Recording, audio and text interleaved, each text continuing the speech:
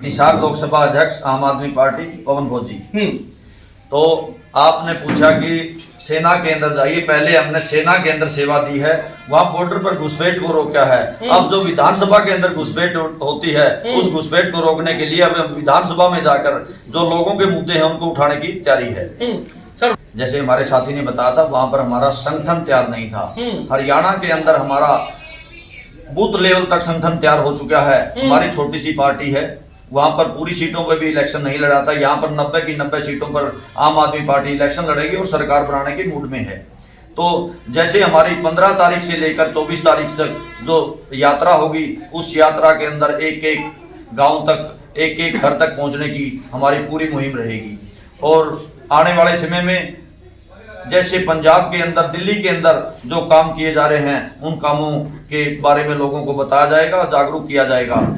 तो 2024 में सरकार बनाने की आम आदमी पार्टी की, जैसे साथी ने बताया था कि बीजेपी और कांग्रेस चुगल के अंदर फंस चुकी है, क्योंकि हमारा जो संगठन मजबूत होगा, जिस सेनानी के पास सेना मजबूत होगी, तो वो लड़ाई वास्तव में जीतेगा। आने वाला जो टाइम है ना, वो आम आदमी का है। आदमी शुरू हो गए। कारण क्या है कि दिल्ली से चली हमारी आम आदमी पार्टी और पंजाब में घुस गई है। अब बीच में आवा हरियाणा, दिल्ली और पंजाब गए। हरियाणा नाम छोटा को नहीं, हरियाणा में सिर्फ आम पार्टी दिखेगी। संगठन नहीं हो ना कि हम बात नहीं करते, हमारा संगठन हरियाणा में बढ़ा है। अच्छा, मैंने हरियाणा के संगठन पर बात करी है। आज अलग 9 साल हो गए, कांग्रेस पार्टी पे कभी संगठन नहीं बना। और इसके पन्ना प्रमुख थे ना, जो पन्ने पार्टी लिए भाजपा के, ठीक है ना। अब आम आदमी पार्टी का तो संगठन बना ना, ऐसा संगठन आज तक किसी पार्टी ने ना बनाया। पार्टी आम आदमी तक पहुंच गए, गांव गांव पहुंच गए हम। अच्छा। और गांव से ही शहर जीतते हैं, गांव से ही, क्योंकि हमारी जो 70% जनसंख्या है गांव में रहती है। अच्छा। और गांव के अंदर जो मेन एजेंडे हैं, बिजली का, पानी का, शिक्षा का, स्वास्थ्य का, वो आम आदमी की जरूरत है। वो मूलभूत आवश्यकताएं है, उनको पूरा आम आदमी पार्टी करती है। करती नहीं, करके दिखा दिया। दिल्ली में करके दिखा दिया और पंजाब में करके दिखा दिया।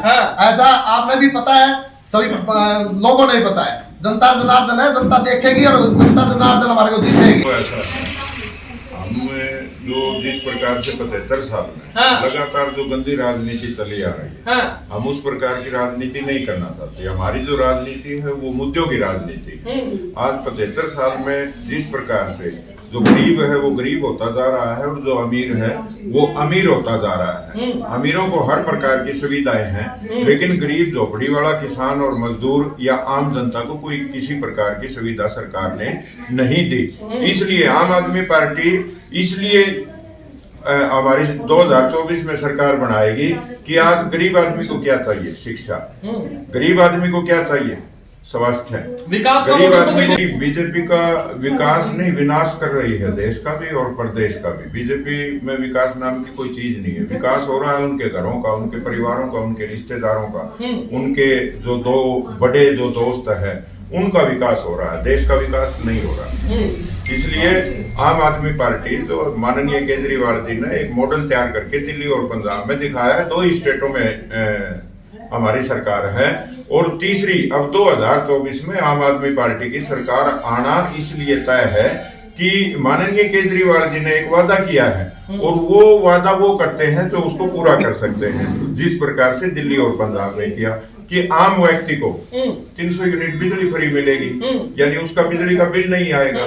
इसी प्रकार से जो स्वास्थ्य सेवाएं हैं, गरीब आदमी तड़प तड़प के मर जाता है लेकिन उसको दवाई उपलब्ध नहीं होती, लेकिन जो दवाई, उन दवाइयों के जो पैसे, जो बजट है वो कौन खा रहा है? मंत्री से लेके और जो बड़े बड़े अधिकारी जो उसमें शामिल हैं, उस बजट को, गरीब आदमी को के बजट को लपेट जाते हैं। इसलिए माननीय केजरीवाल जी का ध्यान इन सभी भ्रष्टाचारियों की तरफ है। इस भ्रष्टाचार को खत्म करके एक एक व्यक्ति जो प्रदेश में पैदा हो रहा है, गरीब से गरीब घर में जो पैदा हो रहा है, उसको फ्री इलाज मिलेगा, फ्री शिक्षा मिलेगी। और इसी प्रकार से बिजली 300 यूनिट तक महीने में फ्री मिलेगी, महिलाओं को बस यात्रा फ्री मिलेगी।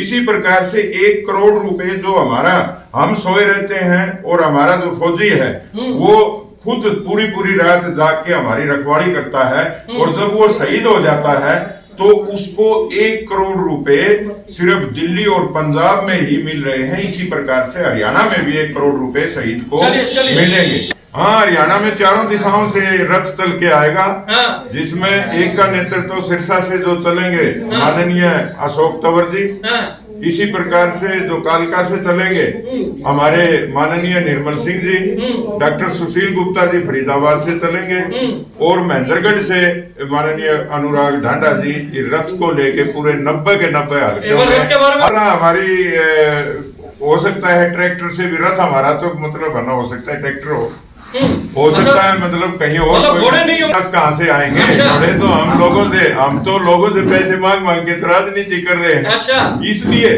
हमारी जो पार्टी है वो एक गरीब पार्टी है, और धनाढ्य की पार्टी हमारी नहीं है। हमारी तो गरीब। मैं 2013 से क्रांतिकारी हूँ जी। अच्छा, तो अभी फील नहीं आ रहा कि आजादी हो गई? का ये सपना नहीं था कि इस तरह की आजादी मिले जी। आज आजादी तो मिल गई, लेकिन उससे बड़ी गुलामी भी मिल गई। किस तरह की गुलामी? गुलामी जो है, आज कोई जो सरकार है, बीजेपी है, इसके खिलाफ कोई थोड़ी सी भी बात बोल देता है, अगले दिन उसके सीधा जेल में ठोक देते हैं। हमारे क्रांतिकारी नेताओं ने क्या किया था, कोई सबूत आज तक मिला, फिर भी उनकी जमानत तक नहीं होने देते। आज जो 3 राज्यों का आप जिक्र कर रहे हैं, आज पूरे हिंदुस्तान में जनता ने बीजेपी का जो विकल्प है, जनता ने कांग्रेस को विकल्प नहीं चुना। अब बीजेपी को यदि हटाएंगे, जनता ने आम आदमी पार्टी का विकल्प चुना है। चलिए, और ये जिसे पिटे, मैं इनको कहता हूँ फ्यूज ओढ़े लट्टू है, ये चसने वाले नहीं है, रटे रटाए आ जाते हैं, पैरासूट से आ जाते हैं, करोड़ों रुपए देकर के टिकट में आ जाते हैं। यहाँ पर जो है आम आदमी की लड़ाई, यहाँ पे कोई छोटा नहीं कोई बड़ा नहीं, जो एक कार्य करता है मेरे जैसा, वही जिम्मेवारी मेरी है, और जो हमारे सांसद है सुशील और जो उनकी बराबर जिम्मेवारी है। चलिए, लेवल 1